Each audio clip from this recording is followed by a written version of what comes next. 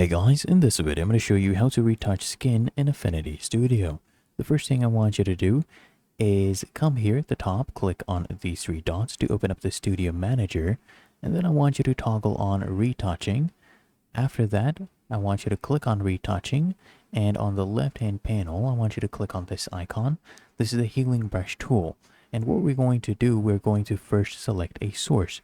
So I want you to hold Alt on your keyboard and click anywhere on the skin to select your source, and then I want you to click and drag to go ahead and heal that section of the skin and basically retouch it. So as you can see right here, we are retouching the acne.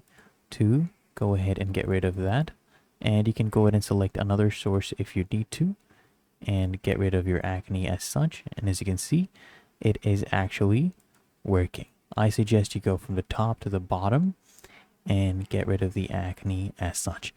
And that is how to retouch skin in Affinity Studio.